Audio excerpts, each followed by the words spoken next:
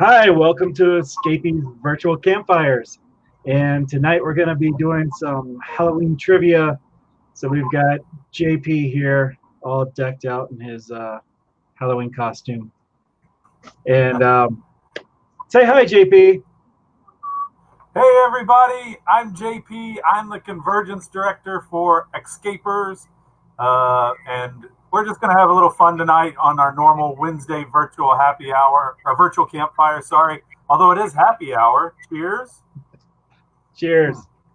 But we're getting into the Halloween spirit of things. As you can tell, we've gone to almost, our budget for decorating tonight was literally in the dollar range, $5 at the dollar store, and this is what you get. And the costume, yes, is recycled from last year. We're going to talk about what we did last year for Halloween here in a few minutes.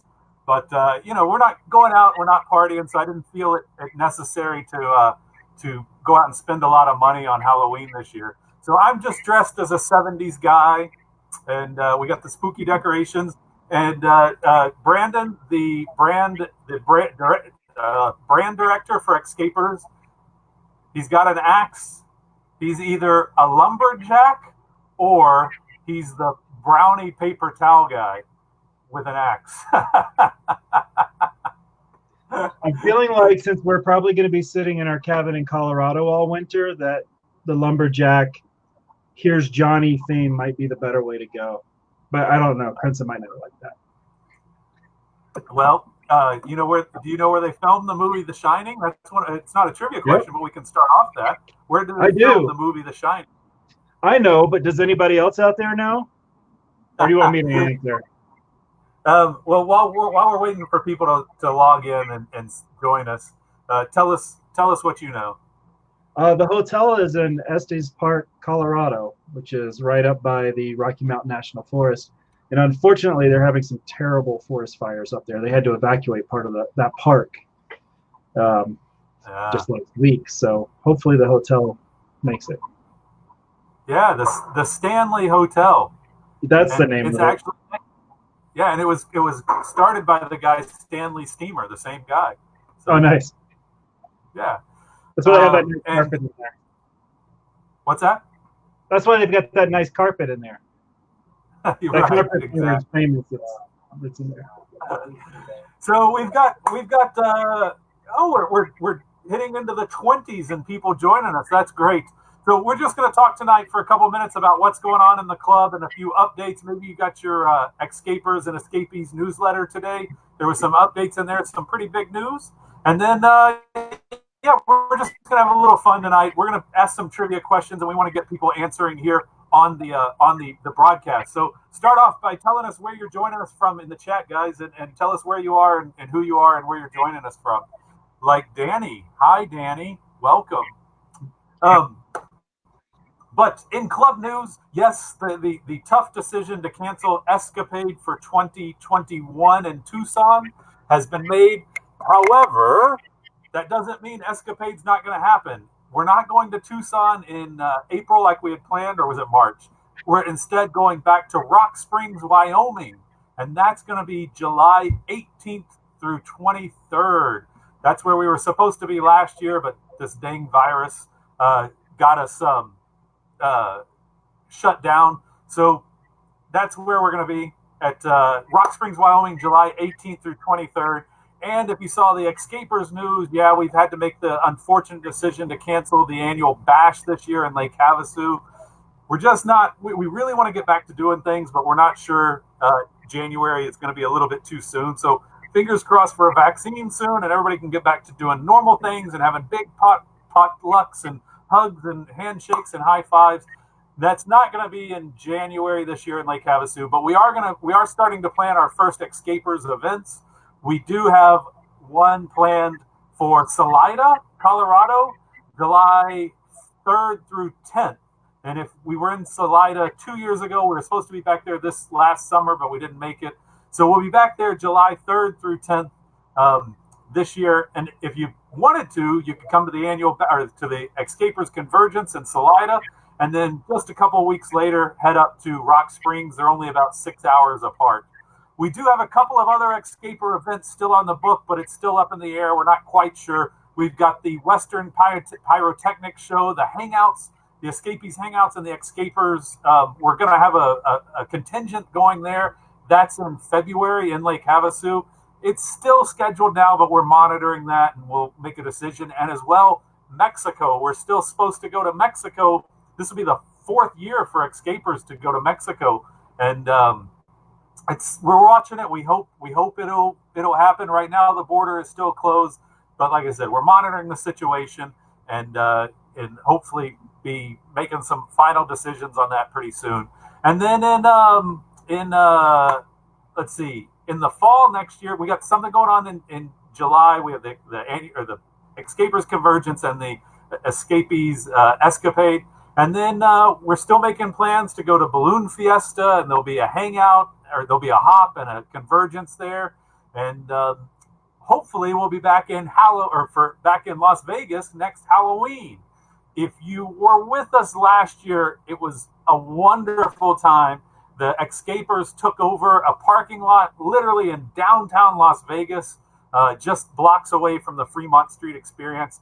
We parked, I think it was about 90 RVs on this lot for a week, right in the center of Las Vegas. I think we got some pictures of that, Brandon. And hopefully we'll be back next year. So yeah, there we are. We took over this parking lot called the Llama Lot. Like I said, we had about 90 RVs there for the week. We were steps away from Fremont Street. We got all dressed up and decked out and went out. We had Donnie and the dude were there. We had the M&Ms in the background. We had a great group of costumes. Yes, I'm recycling my gear. And that was a sassy unicorn and myself at the world's largest Golden Nugget, at the Golden Nugget Casino in Las Vegas. We had a great time. We had some included bar crawls. We had a Halloween night at a casino that was almost a private event for us. We had there's Brandon and his tiki and his Franken tiki, and the bride of Franken tiki, Corinza, and Waldo. We found Waldo out on Fremont Street. And then we had a couple. That's Loopy and Bert, who came as the Day of the Dead. So that was a wonderful time. And if everything goes according to plan, we'll be back on Fremont Street next year for Halloween. In the meantime, we're trying to get people in the spirit.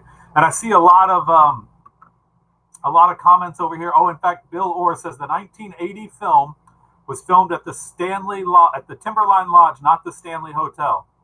Now, and Bill is correct. I looked that up, in the background here. It was filmed there. The Stephen King movie was inspired by the Stanley Hotel, but the filming was done in Oregon at the lodge. Really? Yeah. Oh, see, I learned something new. All right. Wasn't there a made-for-TV movie and a movie? Was one of them filmed there? I do not know. I could Google more, but I don't think people want to watch me Google right now. Can we just say, hold please, and we'll be back in a few minutes? Let's see, who else we got? We got Mark, sometimes Whiskey, or sometimes Willie, he's here. Bill and Debbie and Pinola, or is that Pinola? Ron and Diane, boondocking outside of Flagstaff, up at, 9,000 feet? I bet it's getting cold up there. Welcome, guys. Elena is here in Texas with me. We're just south of San Antonio at a state park called Choke Canyon. So if anybody's joining us from inside the park, come over later and have a socially distanced margarita with us. Oh, Bill says correct. Was that there's a movie and a made-for-TV movie? Anyway, we've got a good crowd. We'll try and find that out. Hey, Celeste, welcome, long time. So we're going to ask you a few things about your favorite Halloween traditions, and we got a few questions and some trivia, and we're going to try something new. When we ask some trivia and questions, the way you're going to vote is by giving us an emoji. So if you want to practice, everybody who can, give us a thumbs up now to show that you know how to do that. No, not that, Brandon. Press the emoji button like you're watching. And give us a thumbs up. and that's how we are going to vote to answer some of these trivia questions in a. Yeah. Eric says the call is coming from inside the park. I have been informed that there was a TV miniseries for The Shining in '97. I don't know. Was it booked at the Stanley? Was anything filmed at the Stanley? A commercial, anything? Give me something. Yeah. Paul Shetka knows it. Yeah. So anyway, we wanted to ask about any Halloween traditions that people had before we started asking a few questions. Does anybody have something that they do every year, a candy that they have to buy or give out, or a favorite costume, something that they use year after year, or a favorite movie, a scary movie that you watch every Halloween? Brandon, do you watch anything every year? What? I don't think so. Halloween is a weird one for me. I try to avoid it. My favorite Halloween was when Krenza and her mom went to Iceland, and her mom had bought enough peanut butter cups for the whole neighborhood, but there was no kids in the neighborhood. So I just turned off the light and took the peanut butter cups and went downstairs and watched TV. So that was pretty awesome for me. I always like the Simpsons Halloween specials. Those are always fun. Oh, yeah, the Treehouse of Horrors. Yeah. Can you believe there's 30 years of the Simpsons this year? Wow. We did watch a movie the other night, which may become our new Halloween movie. What's it called? Race with the Devil? Race with the Devil. It's an RV movie. They're in I can't remember, a 70s RV, and it's Peter Fonda, and they're boondocking, doing the big scary boondocking out in the woods, and there's a Satanist cult out there that are sacrificing people, and then they just chase them from town to town. And it shows you how dangerous boondocking really is, and I think it's an important lesson we should all learn. And what's it called? Race with the Devil? Yeah. It's horrible. It's really bad, but it's so bad that it's kind of funny. Yeah. Let's see. Bill says Young Frankenstein.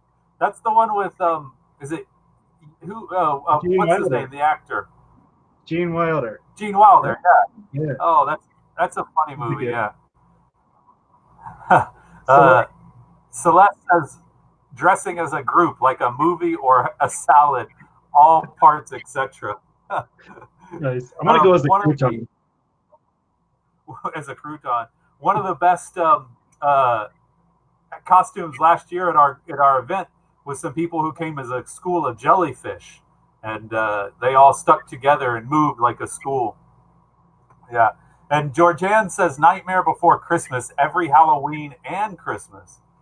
That kind of, is it a Halloween movie or is it a Christmas movie? Yeah, it's a little bit of both. We would do that as a Halloween movie because you got to have Elf for Christmas. Well, yeah. If we're going to talk about Christmas traditions, Elf and Die Hard and Love Actually. I get in fights with people about Die Hard because yes, Die Hard is a Christmas movie, but some people want to question that, and they're wrong. And they're wrong. Yes, I agree. And I have the microphone, so they will listen. Melanie's here, and she says watching Nightmare Before Christmas is a must. At the same. I want to tell you one of my favorite Halloween traditions, and it's been going on since I was a sophomore in high school. It was Halloween night, freshman or sophomore, I can't remember. But my sister spent quite a good amount of time painting her face, and there was this graveyard scene, and she had this ghost coming out of a graveyard, and it was getting larger as it grave, and the ghost had the speech bubble. And my sister spent quite a lot of time doing this in the mirror at our house, and she didn't realize that instead of painting boo on her face, she painted oob, O-O-B, because she did it backwards in the mirror. So every Halloween for the last 30-ish years, I've called my sister, and when she answers the phone, I yell into the phone, oob! And she scared. But yeah, now she knows it's coming. Oh, okay. Here we go. Bill has chimed in. According to Wikipedia, the miniseries was shot at the Stanley Hotel in Estes Park, Colorado, King's inspiration for the novel in March 1997. So thank you, Bill. You are now our official fact checker. You're hired. And I'm glad that we were both right. Because I know I'd seen something about the movie being filmed there. I like Erick's. Erick's also right, but not in a good, like, it's Erick. Like, nobody cares. You can never believe what he says. Yeah. I stayed at the Stanley Hotel a few years ago, and they have a really good beer there called Red Rum. Nice. Oh, I should have wore that shirt tonight. I have a tiki shirt that says Red Rum. And well, I also see that Georgianne asked if you're dressed up as Al Borland. Your costume is so diverse, Brandon. I know. It's great. Yeah. Does anybody have any? Go ahead. If nobody's seen it, you need to watch the Honey Dipper Dan video on YouTube. That's really what I should be going as. Honey Dipper Dan? Yep. How long is that video? We can bring it in and watch it. It's too long. Okay. Yeah, every now and then I keep looking over there because Prince is sitting right there laughing at me. So, but it looks like I'm talking to JP. Hey, buddy. Oh, wait, no. Hey, buddy. Oh, hey. Oh, there you are. Yeah, would you like your drink? Didn't want to be on cover. Oh, yeah. Cheers. All right. Yeah. We thought we should start a podcast because we're two boring guys with computers. So we should just talk about random stuff and you guys can listen to us. All right, let's move on. All right. I was just a couple of something new that seems to be so popular in the last few years are corn mazes.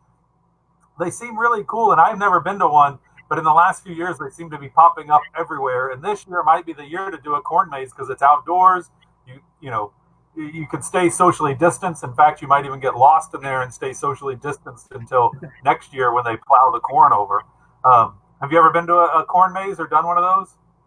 I have not. I'm sure Krenza has because she grew up in Indiana, and that's like what you do for fun. We just went into cornfields and walked around. They just went randomly into cornfields. So we tried to find our way out. Yeah. Children of the Corn, that was another scary movie. That one did freak me out when I was a kid. Yeah. All right. We've got a few trivia questions, and this is going to be very casual. So again, I'm going to ask a question. For some of these, you'll type the answer into the chat, and others, you're going to give either a thumbs up, a heart, or a smiley face for your answer. So let's try this again. Everybody who's watching, give us a thumbs up just so we can do a little test. Oh. Yeah. No, thumbs up with the... I wonder how many people at home are thumbs upping their computer right now. I see one from Corinza. Yeah, there we go. There's another thumb up. Okay, now they're rolling in. 3 thumbs. Wow. We only have 3 people who mashed the thumbs. Heart. Okay. All right. So our first trivia question. Oh, and somebody said, Corinza said we should have just both had the bash cups. Here, I use one of my bash cups as a pencil holder. So there you go. Oh, thanks. Oh, I can hand it to you. Here, yeah, Brandon, all right. Take a sip. Here you go. Oh, I went the wrong way. All right, this is stupid. Let's play. All right. The first question. In what country was trick or treat first used? If you think it was the USA, give us a thumbs up. If you think it was Canada, give us a heart. And if you think it was Ireland, give us a smiley face. Go. Now, did you ever play tricks or pranks during Halloween? I think I did try the old flaming pile of dog poo once when I was a kid. Nice. Or the flaming bag of dog poo. Never really got into that. So it's thumbs up for USA, heart for Canada, smiley face for Ireland, right? Yes, that is right. I'm seeing some smiley face, some kind of scared faces. Bill is just confused. Yes. Lots of smiley faces. Oh. Lots of smiley faces. And actually, let's see, where is it? Smiley for Ireland. Actually, the word trick or treat was first used in Canada, 1927. It was first published. Anybody have a heart? Oh, Elena has a heart. Yeah. But she cheats. She wouldn't cheat. Yeah. All right. So Elena's the only one that got that out of the 2,400 people we have watching right now. Let's see. Number 2, the second question. Let's just have you type it in the answer over there. Let's try that instead. That seemed to... Number 2, I'll give you some choices. Where did carving jack-o'-lanterns start? Was it Ireland, USA, or Canada? Which was the first country to carve jack-o'-lanterns? Ireland, USA, or Canada? Just type it there in the chat. You know, I don't know the answer, but the word jack-o'-lantern leads me to believe it might come from a different country. You know, when I used to scuba dive all the time, we would do underwater pumpkin carving, where you would like scuba dive down with a pumpkin, sit underwater and carve it, and then bring it up, and everybody would look at it. It's more fun to do than to watch. Would the fish come over and eat all the stuff you were carving out? Yeah, they would. Eric says in the pumpkin. That's not right. And Georgianne says Ireland. Melanie says USA. Paige says USA. Debbie says Ireland. Bill says Ireland. Ron, USA. Did you mean using pumpkins specifically? No, just carving jack-o'-lanterns. Yeah. Now I'm intrigued. What would you carve them out of if it wasn't pumpkins? Wait for the next question, my friend. Oh, I see. Right there. Yeah. You should really read the notes before we start. You mean we didn't rehearse this? Who would know? I know. So actually, a lot of you got it. The first jack-o'-lanterns were carved in Ireland. Yeah, look at that one. Let's see. Who are our winners? Bill, Debbie, Corinza, Georgianne, Maria, Anya, Eric. Good job. And we have a camel. Listen, everybody, I'm just trusting you to keep your own scores. And I don't know, Brandon, did I tell everybody what we're playing for tonight? I'm sure there's a prize pack. What's it valued at? Oh, tonight there is a prize package valued at far less than $1,000. Can you believe that? $1,000. Or yes. I heard a new one the other day. They were playing for a prize package including cash and prizes, cash not included. Nice. Yeah. All right. So all you who got Ireland, give yourself 50 invisible stars. Yeah. Or 1 point. So that brings us to our next question, my friend. 0 for 2. That's not good. What were the original jack-o'-lanterns carved from or made from? Was it turnips, pumpkins, or potatoes? Mark won another can of wine. Yeah. Same size as the Mark MSW. We'll see you in a couple of weeks, buddy, down there in Galveston. So, the original jack-o'-lanterns, were they carved from turnips, pumpkins, or potatoes? I'm seeing some turnips showing up here. A lot of turnips. I mean, I guess turnips. Turnips would be good because then that would make them useful. Because they're not useful for anything else. You can eat pumpkin. Elena guessed potato. Everybody else says turnips. Keep in mind the carving jack-o'-lantern started in Ireland. Maybe that would be a hint, or maybe that would throw you off. Yeah. Georgianne put up a potato. Oh, I guess Ron is coming to Galveston too. I'll see you there, buddy. Yeah. I'll be dressed like this. Travis says potato. Eric says Ireland. Just says for Ireland. Well, the answer is, and most people got it right, it was turnips. The first carvings were done in turnips in Ireland. I don't know why turnips and how it switched to pumpkins, but you got to imagine pumpkins are a lot easier to carve than turnips. Yeah. All right, we ready for the next question? We got 1, 2, 3, 4, 5, 6, about 6 or 7 more. Oh. What is the second most popular Halloween candy? Is it candy corn, chocolate, or mints? What is I think it's most popular? I think it's like toothbrushes and apples. We had a neighbor once that gave out toothbrushes at Halloween, and nobody liked them. Yeah, nobody wants to go to that house. Yeah. It's not a question here, but I read that 22% of parents claim that they didn't eat their kids' candy. But I think that's BS. I think the reason that I was sent out to trick or treat was so that my parents could have a nice supply of candy.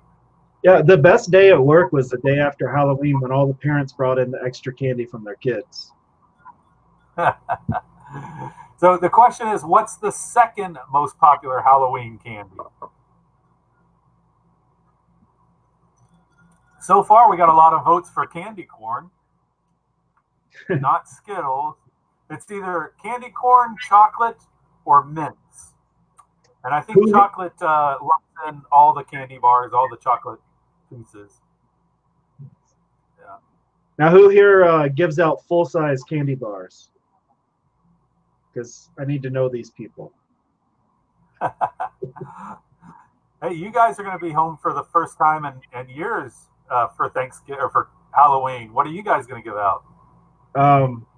Nothing. We're going to put the chain up at the end of the driveway and tell people to stay away. You're such a Grinch. Come I know. on. No, there's not a lot of kids in our area, so I'd rather them just go somewhere else. They're doing a trunk or treat thing downtown, so they can go there. MSW says 78.6 of all statistics are made up on the spot, but I'd actually heard that it's 83.2. Yeah, and that's a quote from Abraham Lincoln. Yes, Abraham Lincoln, the inventor of the internet. All right, Ron Fox, now I just need to find you. All right. We give out full-size candy corns.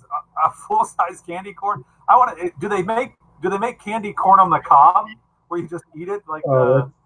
I have seen like an oversized candy corn that was really big, but that just looks like an emergency room visit. All right. The answer is the second most popular Halloween candy is chocolate. Candy corn is number 1. That's crazy. 7. I forget what it was. The amount of candy corn I read that's given out is like something like 17 tons or something every year. Wow. It's a lot. All right. Halloween hosts the most parties every year, but what 2 days in the U.S. have more parties than Halloween? Sorry, Halloween is number 3 for parties. What 2 days in the U.S. have more? Oh, the answer's there. Whoops. Here, That's let me all right. pretend nobody saw that real quick. Yay! Now it's gone. Oh nope, still there. I tried to delete it. What other? What 3 days? Yeah, can you believe that though? Halloween has the most parties every year behind New Year's Eve and Super Bowl. It makes sense.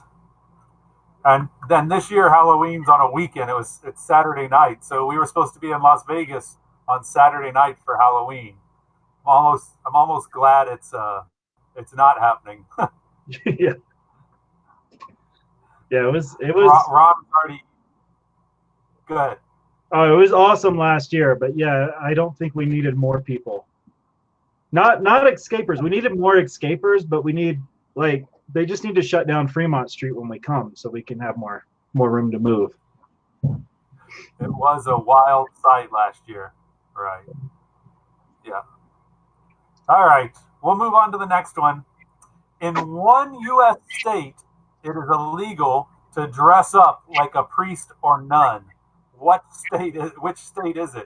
In one state, it's against the law to dress up like a priest or a nun. So write your answers over there in the chat and let us know which state it's illegal to dress up in. This is like one of those obscure laws that somehow got passed and never taken off the books. I'm not gonna say, but oh, we got some quick answers. Alabama. Is everybody just going alphabetically? They're just going to Google. Oh, is that what it is? No Googling, Debbie. Although you did really well up there. I noticed Debbie got, what was the other question that she got? The turnips, I believe. She also got New Year's and Super Bowl. She might have found the same website I found that had this trivia on it. Yeah. The state of confusion. No, that's right. It's Alabama. Debbie was right. It is Alabama. Do you know the history of that? Or should we not? I don't know it. I think it's a general rule that just like you can't impostor a police officer, you can't impersonate a priest or a nun. And on Halloween, people were doing it, so they started to enforce it gingerly, I believe. Yeah. But it is Alabama, the only state where it's illegal to dress like a priest or a nun. All right. Here's another one. What monster was originally called Count Wampir? Wampir. I kind of like this. I think they should have stuck with the original name. I don't know. I guess it could have voted up the fear, but I'm not sure. Yes. And if you get the most prizes tonight, or the most correct answers, and you send me a self-addressed stamped envelope, you get to take home one of our monsters behind us tonight. So if you have the highest number, you just send me a self-addressed stamped envelope, and I will mail you one of these amazing monsters. Yes. Mark says in Normal, Illinois, it's against the law to whistle underwater. Ha! Axe murderers are okay in Alabama, yes, Eric, but nuns are illegal. Oh, and we got some good guesses there, some actual guesses, not just answers from the peanut gallery. Is he really a monster? He is until you get to know him, Georgianne, and then you'll find out he's got a heart of gold. Yeah, way to take Dracula's side. Yes, you guys are right. It is Dracula. Originally, when Bram Stoker had written the book, the villain was Count Wampir, and he changed it to Dracula, to Count Dracula. I'm not sure if that's a better. Have you watched What We Do in the Shadows? No. So it's like a TV documentary style filming of vampires, and It's just basically the daily life of vampires, but it's like Taika Waititi and like funny people. It's like one of the guys from Flight of the Conchords. So they made a movie and then they made a TV series, or maybe it's the other way around. What's it on? I don't know. Plex. I get it from some other guy. You know, I don't know. It's out there in the world. What We Do in the Shadows. It's funny. It's kind of like The Office, but vampires.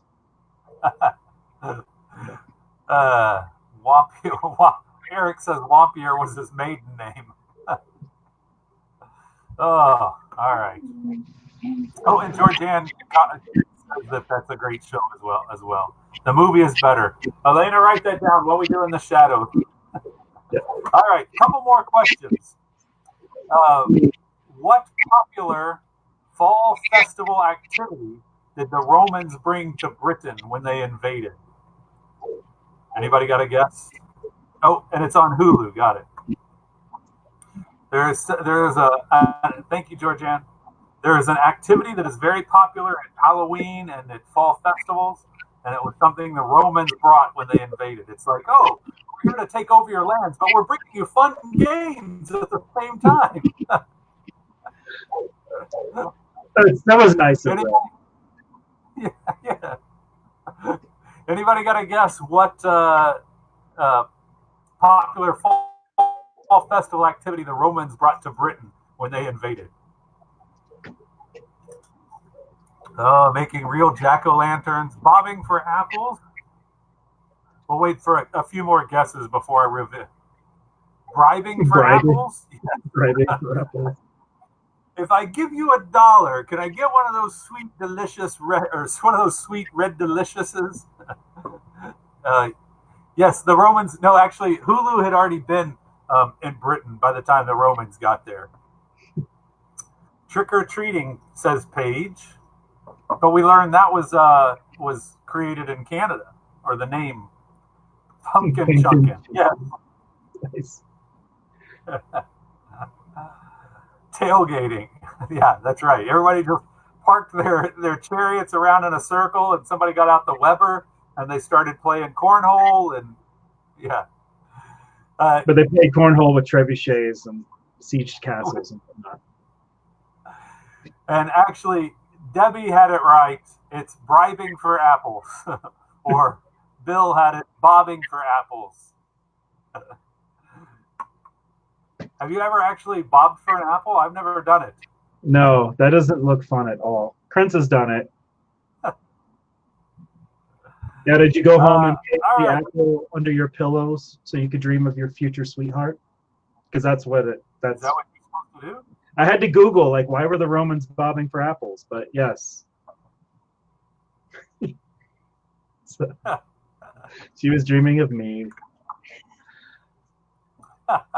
All right, we got just a couple more questions. So everybody, I hope you're keeping your own score. Add those up and just send us a self-addressed stamped envelope, and I'll send you your prize. Make sure you write your address on like a bottle of rum, preferably an aged rum, so it doesn't get lost in the mail. And that way, I'll make sure to get your address correct and send you your prize.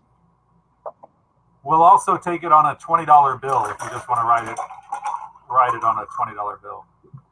All right. Let's see. How big was the world's heaviest pumpkin? Was it, and this is rounded up, was it 1,200 pounds, 2,400 pounds, or 3,000 pounds? The world's heaviest pumpkin. Again, 1,200 pounds, 2,400 pounds, or 3,000 pounds? That's too much. Pumpkin. Our friends were telling us that up in Alaska, they grow like crazy huge pumpkins and stuff because of the weather or whatever up there.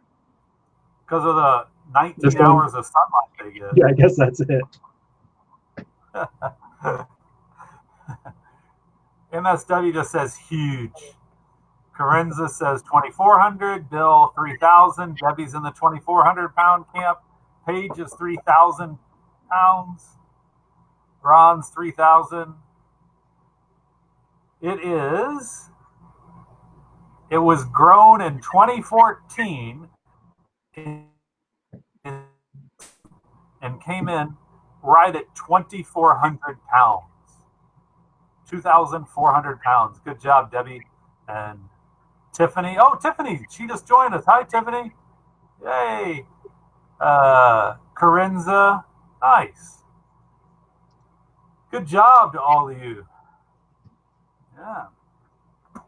There is somewhere that they carve out pumpkins and use them as boats just for fun. Really? But they sit in it and paddle it. That sounds like fun. We should do that at a convergence. I was staying at a small town in the Texas Hill Country, and every Halloween they carve pumpkins, put candles in them, and float them down the river. That's kind of cool. Yeah. We were in Delaware somewhere, just randomly driving down the road in our RV, and came across a pumpkin chucking cannon sitting in a field, and they fired it a few times. That was pretty crazy. All right. Just two more questions. What is the most popular Halloween costume for pets? Just put your answer there in the chat. We did a little late, but we're glad you're here. The costumes we've done for our dogs were a bat and like a stick of dynamite. It was just whatever we could buy. Did we do anything else? I guess it also kind of depends on what kind of dog you have. Yeah. Like a dachshund would lend itself to being a hot dog. Because Kona was a dynamite, and Lucy was the bird. Oh yeah, we did Kona, our one dog, as like Wile E. Coyote with the dynamite and everything, and then our other dog was like the Roadrunner. So. Yeah. Oh, so they chased after each other. Yeah, then we go to PetSmart and get our pet pictures and stuff. It's very domestic life we used to have. Well, I see the answer. Tiffany is right.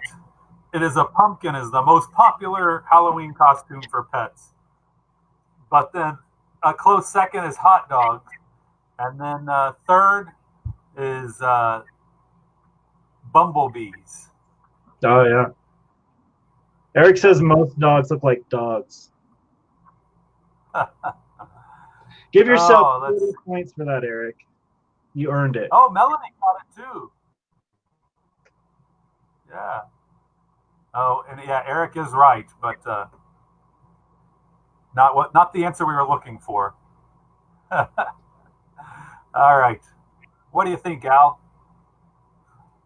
There, that was for MSW. Said you look like Al Borland. All right, and our last question of the night. What was the first monster featured in a film? And it was in 1935. Yeah. Nice. Now I feel like we got to go watch these old movies. And they're probably going to look pretty weird. So would you recommend the movie that the RV Devil one? Was it? As an RVer, it's fun to watch because they actually, like, when they walk into the RV, they start pointing out, oh, it's got a microwave, and so they actually, like, it's almost a brochure for this RV. I really did not enjoy the movie, but the other RVers I was with were just completely enthralled with it and just had to watch it all the way to the end. It is a terrible movie, but it's definitely centers around an RV. And typical, like, bad decision making that you would make in a B movie, So. We got Arlo joining us all the way from Guatemala. Or where are they? In Colombia. Welcome, buddy. Yeah. Let's see. We got Frankenstein, Godzilla, couple for Frankenstein, the Blob, Mummy. Birds, Frankenstein, Swamp Thing, and Woohoo. And Nosferatu. A scary Nostra. Nosferatu. Yeah, the Hunchback of Notre Dame. Isn't that who that is? No, he was like a vampire. Oh. Yeah. Well, the very first monster featured in a film in 1935 was in the movie Werewolf of London. So I don't think anybody got that one. Yeah. Nice. Werewolf of London was the first Halloween or scary movie, 1935. All right, that's it. Add up your points. Who got the most? Each correct answer was worth 27 points. And just to make the math fair. Pretty sure Eric won. Or let's at least tell Eric he won so he'll feel better. Actually, I think was it Debbie or Tiffany? Debbie. I think Debbie might have won, but I have a feeling that she found the same trivia that I found online. And Bill, our fact checker, does not agree with me. So hurry up and let's end this before he can prove me wrong. Yeah. Well, Bill, what was the first monster in a feature film? We'll give you a second. Guys, well, I hope you had fun tonight. It was just something lighthearted and hopefully to get you in the spirit since we can't all be together just yet. But we got big things on the horizon coming up. We've got the winter home bases starting up next weekend or next Sunday, a week from Sunday, with 3 escapees happening in Florida, Texas, and Arizona, and 2 escaper ones, one in California and one in Galveston here in Texas, and that's where I'll be. And then, Vampire Frankenstein. All right. Frankenstein. Sorry. Go ahead. In my 3 seconds of Googling, the Golem was featured in a 1915 German silent film. So it's one of the earliest examples of a film to include a creature. So I don't know. I guess it depends on what you call a monster. Right. Frankenstein is just a misunderstood human. Whereas a werewolf is a monster. Well, Frankenstein was the doctor, really. Do you want to tell them what's up for next week on the virtual campfire Wednesday night, Brandon? Sure. It's not next week, but it's the one after that. So a couple weeks. 2 weeks away. We're going to talk about RVO. We might be talking about RVOU. We're definitely going to be talking about RV education and other things. So come next week in a couple of weeks and find out what we're talking about. Chris is over here like, maybe, I don't know, we might talk about that. It's already written on the screen, so I had to go with it. So yes, as you can tell, we have totally rehearsed this, and thanks for coming to our dress rehearsal. And you ready to go live, JP? Say that again. Are you ready to go live now? Let's get this started. Yes, we're ready. It was a good test. Oh, it was fun. I hope if nothing else, we were entertaining to literally the dozen people that were. No, we had tens of people here. Tens of people, yes. And Marcus says he has a projector. Yeah, we'll do some outdoor movie watching in Galveston. I'll see you there. Have a great week, everybody, and thanks for joining us, and hope you had a little fun tonight, and have a safe Halloween. Yeah, happy Halloween. Nice. All right, guys. See you all later, and we're out.